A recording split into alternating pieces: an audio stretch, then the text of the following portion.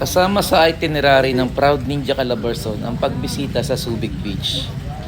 At kailangan nyo muna mag-register dito sa Tourism Center ng Matnog, Sorsogon para kumuha ng bangka at magbayad ng tourism fee. Ang bangka, kailangan nyo ng 3,000 pesos, good for 10 passengers. So, hindi na kailangan sumobra doon. Yun lang po ang mandato ng Coast Guard dito sa Matnog, Sorsogon.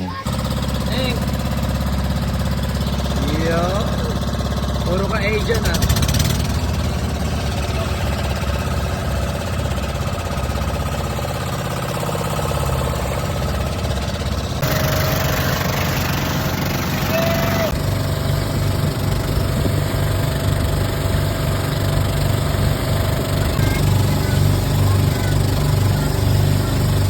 Dahil nga 13 kami magkakasama, naghati kami ng grupo sa 7 at 6 at kumuha kami ng 2 bangka.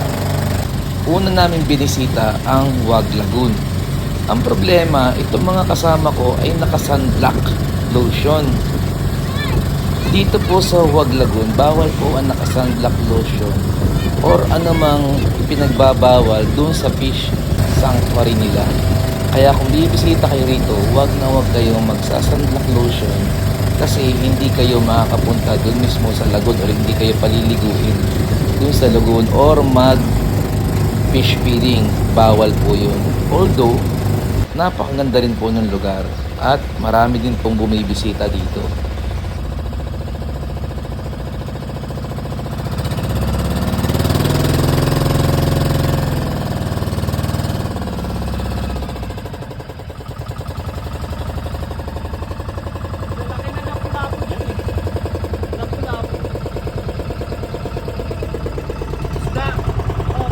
Fish lang po rin eh.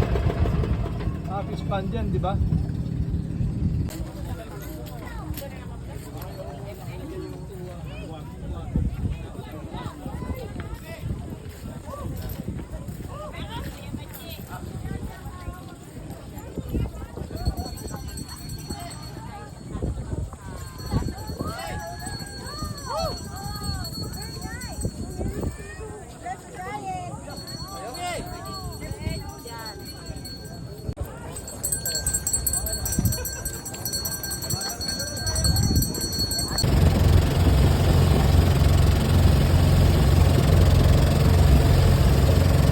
After ng Wag Lagoon, dumiretso kami ng Kalintaan Cave.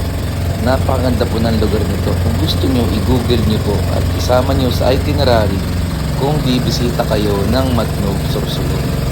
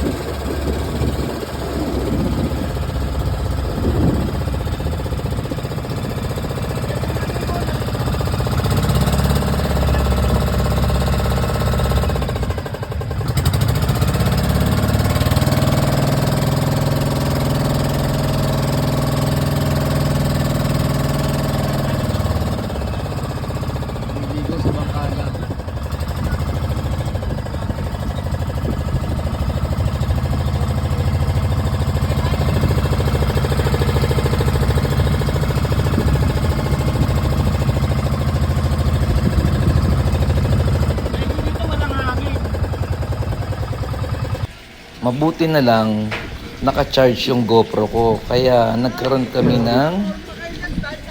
ng video shot at mga picture sa loob mismo ng Kalintaan Cave. Kung wala kaming ebidensya na bumisita kami rito. Hindi pwedeng cellphone kasi baka mahulog sa dagat, masira pa yung cellphone. Eto, ang gagawin nyo, galing sa bangka, suot kayong life vest. Then, magdadive kayo dito. Lalangoyin nyo papunta doon sa loob ng Kalintaan Cave. Maganda po siya, may enjoy nyo siya. Napakalinis ng tubig, napakalinaw ng tubig actually rito. So nag-enjoy talaga rito ang grupo. Mag-live vest ka, masyadong malaki ang muscle mo, baka lumubog ka.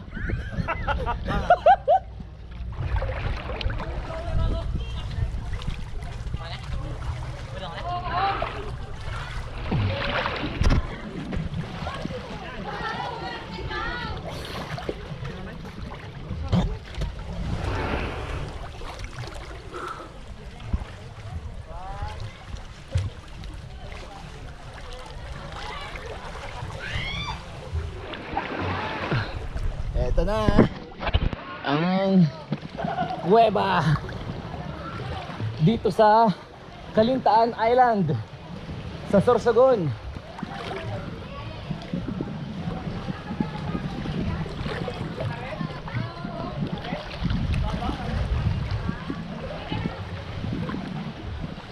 Eto na po.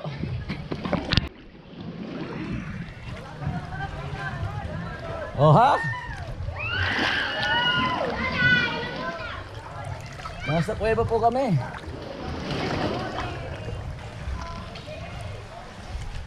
Oh.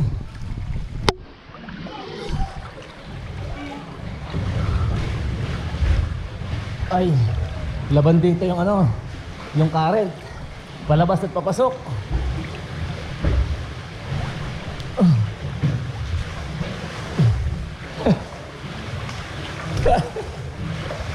Oh, okay.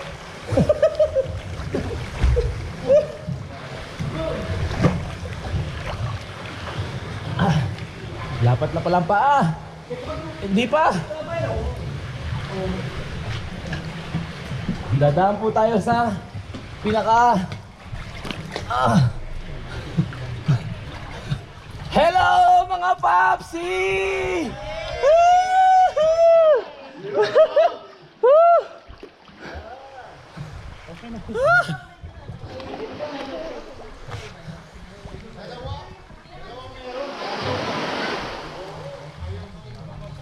Ito na po. Dito po kami sa Calintaan. Calintaan Cave. Ang ating mga kasama. Mga kagandang hap-hap, nandun po siya. Ayun o. Yun po ay parang sirenang nagkatawang tao. Sa ano? Kanya.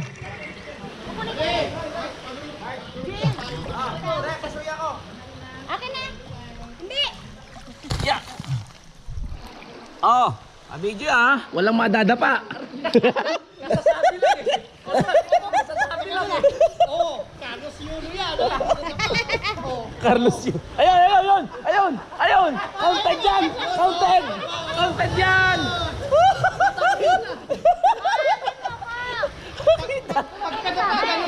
Marshall, counted. Counted eh. Lumapat, lumapat. Kaya tayo makakuha sa gitna niya. Naganda ng pila sa gitna. Ika na na. Umihila na. Umihila na sa inyong dalawa. Sakto na. Ulo, ulo, ulo, ulo ha. Ulo, ulo, ulo, ulo. Una ka na na.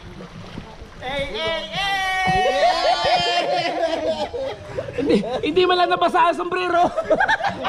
Matindi itong tao. Yun ang nagdadala eh. Yan lang.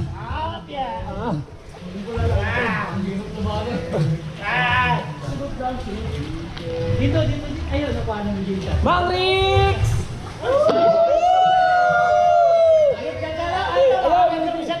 Video tayo, video.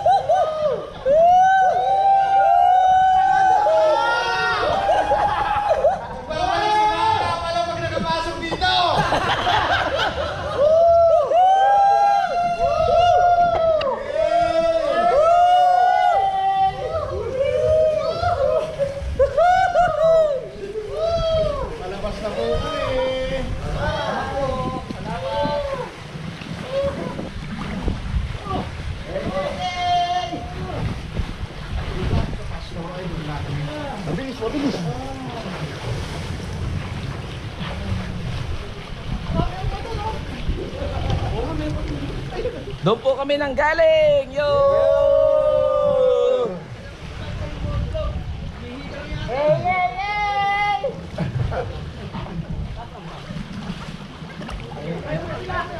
Yung gamit ko palang bes, galing dito sa kabila. Sunod namin binisita ang Subic Beach Liit. Tinawag nila itong Subic Beach Liit kasi maikli lang yung coastline. Pero solo namin to, wala ditong tao. Kami lang actually ang guest na nandito sa Subic Beach Lake. Kaya enjoy na enjoy ng tropa ang lugar na ito. Napaka-pristine ng buhangin dito. Yung buhangin niya may halong kulay pink na sand. So kapag malayo hindi mo pa siya mapapansin. Pero kapag andun ka na mismo sa mismong beach at tingnan mo yung buhangin, may halo talaga siyang kulay pink. Kaya tinatawag nila tong pink sand pa rin. Hindi nga lang kasing pink na tulad nung sa Apo rito sa Sablayan kasi doon talagang actual na pink. Oo, tamo. Nagmimingling. Pink. Kaya ba sa akin, may pagkana pa? Oo nga, nung sa video nagkikita Oo. siya. Dahil nahahawaan nung banderitas na yun. Ay, kaya naging Oo, kumupas siya. Di pumunta sa buhangin. Ay, yung pala. Oo, yun Ngayon yun. alam na natin bakit pink sand dito. Kulang talaga yung Torres dapat may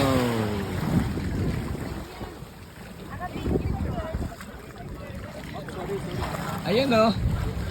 Ayan ang nag-iisa kong misis. Oh ha? Oh. Oh ha?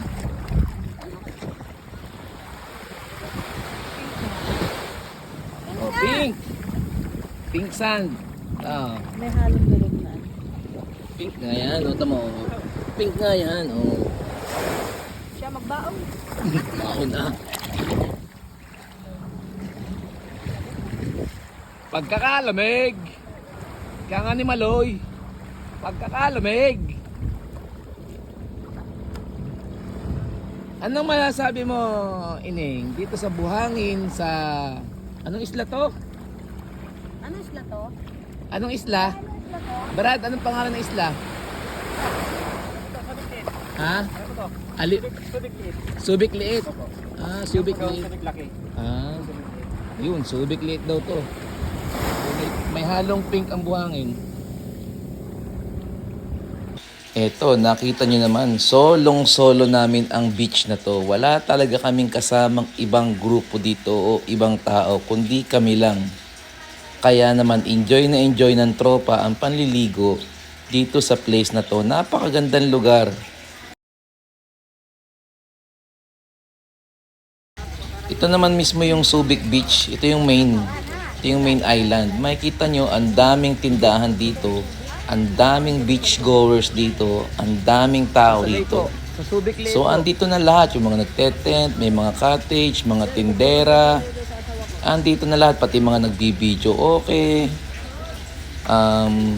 Maganda actually rito kasi ganun din, mas malawak nga yung sakop, mas maraming bangka, mas maraming tao, mas mahaba yung coastline. Kaya lang, kung ikukumpara mo siya sa Subic Liit, mas okay doon. Ang problema nga lang doon, wala doon tindahan. So kung pupunta kayo doon, kailangan nyo magbaon. Kasi kami pumunta rito sa Subic Beach mismo para bumili ng pagkain.